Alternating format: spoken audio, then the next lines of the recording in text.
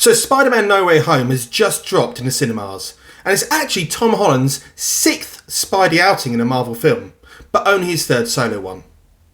This one has been hyped to the max, with speculation and rumours for months, if not years. So now that it's here, is it worth the hype? Let's find out. Welcome to Geeks and Grapplers. My name is Dom, and this is my spoiler-free review for Spider-Man No Way Home.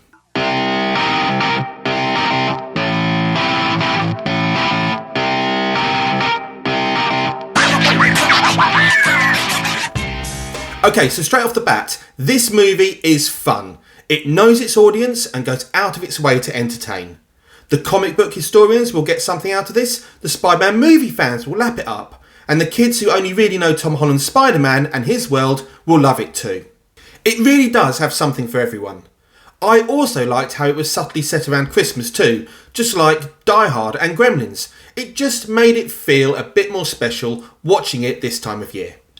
The film picks up where Far From Home left off, with Peter Parker exposed to the world of Spider-Man and accused of the murder of Mysterio. For the most part, I liked how the film shows Peter dealing with this, and his concern for those around him. But despite the gravity of the situation, the plot conveniently moves swiftly on about 15 to 20 minutes later, and we get to the meat of the movie. So any real plot points I mention from now on will be because they have been seen in the trailers. As I'm sure most of you all know, Peter goes to Doctor Strange, who agrees to cast a spell to make everyone forget he is Spider-Man, but it goes wrong.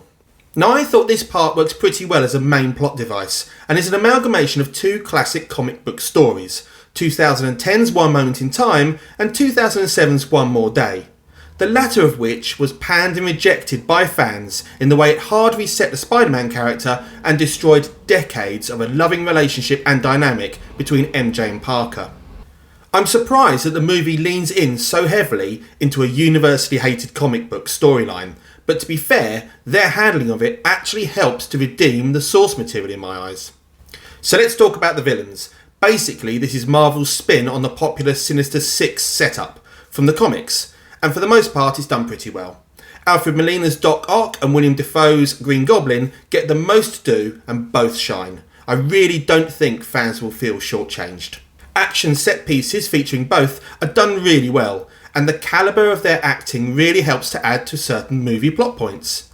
Jamie Foxx is okay as Electro, but I can't help but feel that he only agreed to return if he was allowed to be a lot cooler than he was the first time around. Sandman and Lizard don't get as much time in the movie, and for most part are just there to make up the numbers.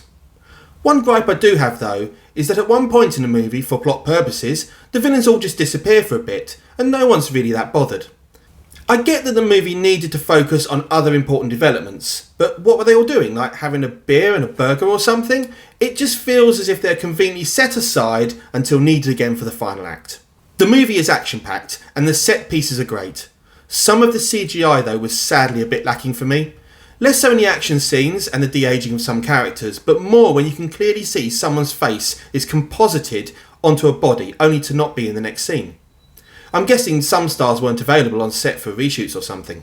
The film tries hard to balance humour, action and high stakes, and there are some serious emotional moments in this movie, so take some tissues. There was someone behind me literally sobbing at one point. I don't want to say too much more through fear of spoilers, but I will say that I think that everyone in the film does a great job and has their own character arc, which all pretty much pay off.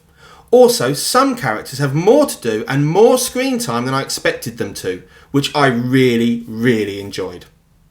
Last thing I mention is the post-credit stuff. Now, I often find these are hit or miss as to whether they're worth staying for or not, but if you're going to the cinema, make sure you stay for both the mid-credit and end credit scenes. So in a nutshell, Spider-Man No Way Home is a great seasonal cinema blockbuster which will delight young and old fans alike. I'd say it's my favourite of the Tom Holland Spider-Man movies. So are you going to see it? Have you seen it already? As always, let me know in the comment section below, and don't forget to like and subscribe to keep up to date with all future videos. Until next time, my name is Dom, this is Geeks and Grapplers. Ciao for now.